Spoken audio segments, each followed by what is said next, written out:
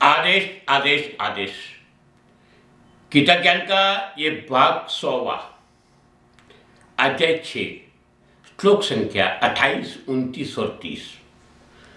परम आनंद कैसे प्राप्त होगा की बात हमने की।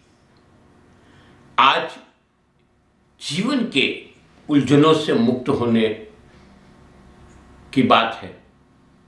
कैसे मस्ती में जिया जा सकता है, उसकी सही पद्धति भगवान श्री कृष्ण ने समझाई। बात यहाँ ये आती है कि हम पालन कितना कर सकते हैं। रोज बरोज के जीवन में माया, ममता, लोभ, लालसा जैसे दूषणों के कारण कहीं न कहीं आज के दौर में डिप्रेशन, फ्रस्ट्रेशन जैसे कई प्रकार के प्रॉब्लम में फंस जाते हैं, जिसको हम हताशा बोलते हैं। मगर इसका कारण क्या, वो भी जानना जरूरी है। हताशा उत्पन्न कहाँ से होती है, कभी सोचना। पहले तो आज अपने आप को दूसरे के साथ तुलना करना छोड़ दो। दूसरा, ये मगज में बैठा दो कि समाज में क्या होता है, समाज क्या कहेगा, समाज क्या सोचेगा हमारे लिए, ये सब सोचना छोड़ दो। तीसरा, किसी ने किया तो मुझे भी करना चाहिए, ये देखा देखी वाली बात, ईर्ष्या जिसको बोलते हैं, वो छोड़ देनी चाहिए।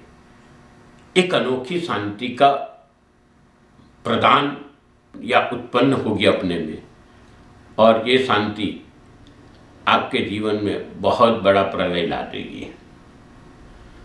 जिस शांति के लिए हम लड़ते हैं, झगड़ते हैं, वो शांति प्राप्त होगी। जगत में एक चीज को याद रखना बहुत जरूरी है कि परम शांति की प्राप्ति के लिए हर एक लोग भटकते हैं, मगर ये शांति कैसे प्राप्त होगी, ये बड़ा प्रश्न है। और इसी के लिए यहाँ पे जो बताया गया है वो समझना भी जरूरी है। ये 100वां एपिसोड है। हमने 100 तक की मंजिल क्रॉस कर ली।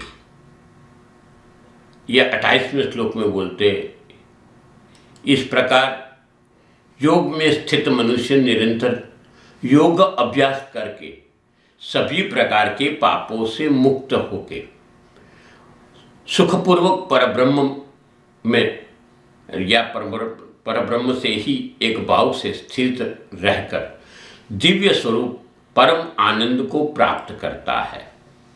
29वें श्लोक में कहा, योग में स्थित मनुष्य सभी प्राणियों में एक ही आत्मा का प्रसार देखता है, सभी प्राणियों को उस एक ही परमात्मा में स्थित देखता है। ऐसा योगी सभी को एक समान भाव से देखता है। 30वें श्लोक में बोल दिया, जो मनुष्य सभी प्राणियों से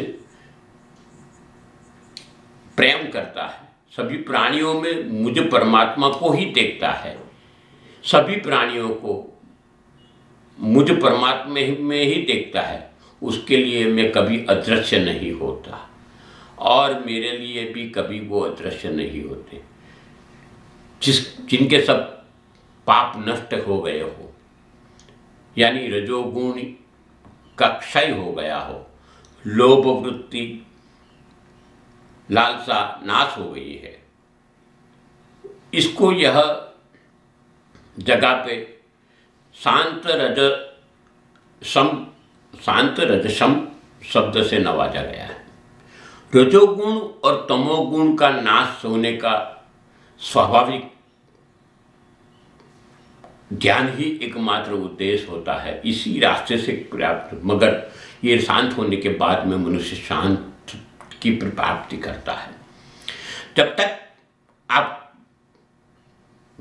मानना है तब तक अभ्यास से शांत हो सकता है, पर प्रशांत शब्द यहाँ कहा है, उसका मतलब ये है कि मन में भय वैराग्य या मन में भी वैराग्य ले ले कि मन मेरा नहीं है, सब कर्म दूर होके निर्लेप भाव से देखने से मनुष्य को सुख की खोज नहीं रहती, वो स्वाभाविक ही मिल जाता है। खुद की जात को जैसे संगीत की परंपरा हमने देखी है कि संगीत में अगर पारंगत होना है तो हमको रोज रियाज करना पड़ता है, वैसे ही मन को दृढ़ भावना की ओर ले जाने के लिए हमें अभ्यास से ही प्राप्त हो सकता है या अभ्यास से ही मुमकिन है, नहीं तो दृढ़ता नहीं आती। मुख्य लक्ष्य परमात्मा में मन लगाना है, इसके लिए जड़ता का त्याग करना बहुत ही आवश्यक है। खुद का अभ्यास करो, खुद को अभ्यास करो, खुद को जानो, अहम को नाश करो। लोभ लालच जैसे गुणों हम पे हावी हो रहे हैं, उस पर ध्यान दो कि क्या क्या हो रहा है, और ये बहुत ही जरूरी है। खुद का अभ्यास अगर नहीं होता है तो आत्मिक शांति नहीं प्राप्त होगी। सब जगह एक ही सच्चिदानंद परमात्मा ही है, वही परिपूर्ण है, वो स्वीकारना होगा। कई प्रकार के खिलौने बनते हैं, शायद एक ही प्रकार के खिलौने एक ही चीज में से बनाए कई खिलौने होते, प्लास्टिक में से बनाए, लोहे में से बनाए, मगर खिलौने कई प्रकार के, मगर वो उसका बेस देखो तो प्लास्टिक होता है या लोहा होता है। कई प्रकार के गहने पहनते हैं मगर सोना ही होता है। इसी प्रकार भिन्न भिन्न स्वरूप होते हुए भी अब परमात्मा ही एक है और परमात्मा ही सब जगह है, तत्व स्वरूप से विराजमान है वो भी समझना जरूर। संसार में हर एक कण में तेरा ही वास है, वो स्वीकारने के बाद ही समर्पितता प्राप्त होती है, समदृष्टिता प्राप्त होती है, और इससे ना कोई उच्च ना कोई नीच ना कोई पराया, ये हाल उत्पन्न हो जाता है।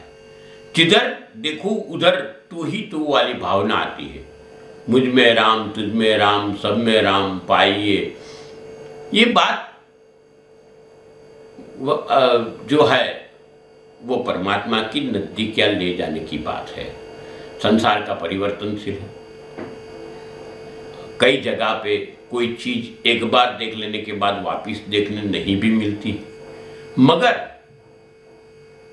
सब जगह पर परमात्मा तत्व तो देखे या न देखे, हमारी दृष्टि से शायद न देखे, हमारे भाव से शायद न हम पकड़ पाए, मगर है तो सही।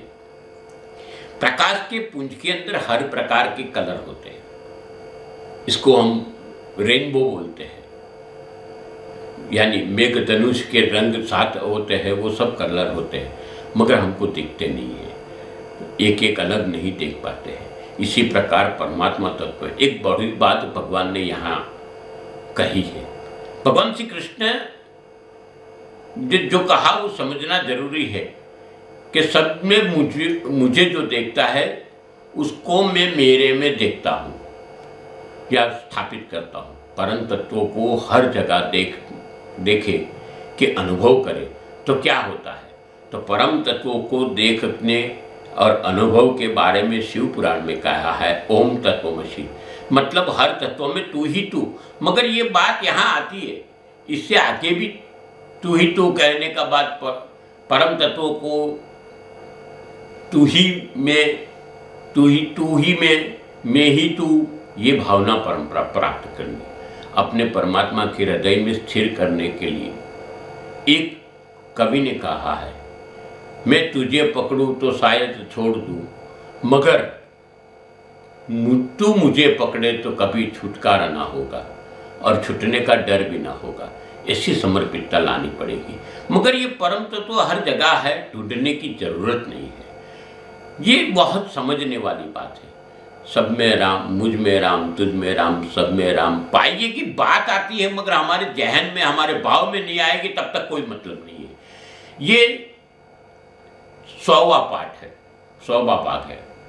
आप सबके सहयोग से 100 भाग पूर्ण हुए हैं। अभी हम ऐसे अध्याय 6 के अभ्यास कर रहे हैं, पर यहाँ तक पूछे क्योंकि आप सब ने मुझे झेला है। मैं आप सबका आभारी हूँ।